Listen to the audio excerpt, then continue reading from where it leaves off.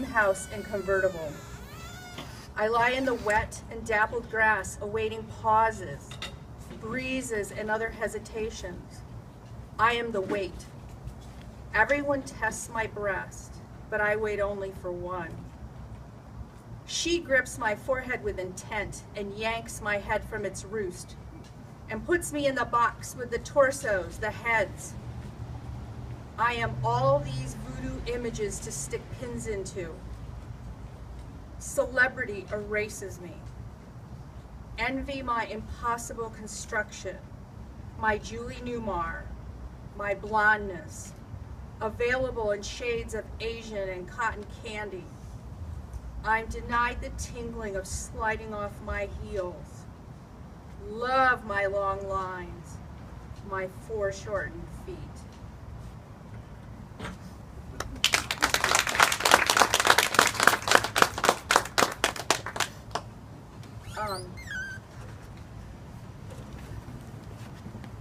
Dolls have a long history. Anthropologists think that dolls were around even in the days when people lived in caves. And although a lot of people make a big deal about their origins as part of religious ritual and celebrations, there's a lot of anthropologists that think that they also have had the same long life as playthings. So I tried to envision what it was like in those early days, and what a doll might be like, who might make it, who might have it. And I realized that the history of dolls is really tied up with the history of women. This is the last poem for my book, and it's called Effigy. A remnant from when the girl's mother cut and stitched a garment. The first scrap with its cinched neck warmed the girl at night in the cave. The hunter devoured the deer meat and fat himself, threw her the viscera to feast on. When she grew cold, the shaman prepared her body with herbs. Her mother placed the fur talisman in the small hand. Being hide, it only took a few years. Then her bound, long bones disappeared.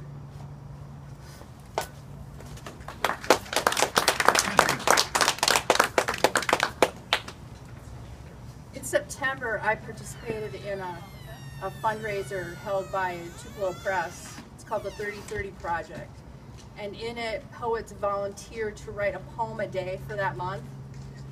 The idea is that people send money in support, like you would support someone doing a walk or run for breast cancer or something like that. And with the funds, they were able to publish a book, an anthology of poems by Asian American poets. The only reason why I had enough confidence to enter this was because I don't usually have a problem coming up with things to write about. I have kind of go-to places that I pull material from. One of those places is science, which is kind of funny because when I was in high school I did anything to get out of science classes.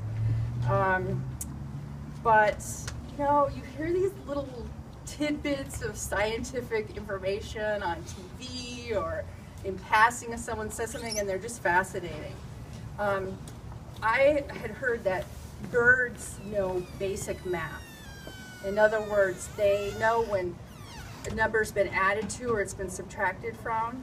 And I thought that was astonishing, but then I thought about, oh, of course they have to. How would they know that, you know, baby number 4 is missing if they don't know that, right? So that prompted me to write this next poem.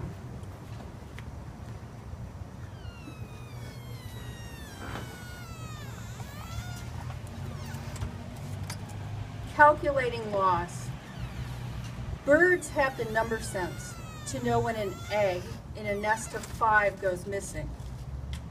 If you have 4 chairs in the kitchen, you don't have to count to know 1 has been taken away. To realize 1 car cools in the double garage. Every day the world subtracts from itself and nothing is immune.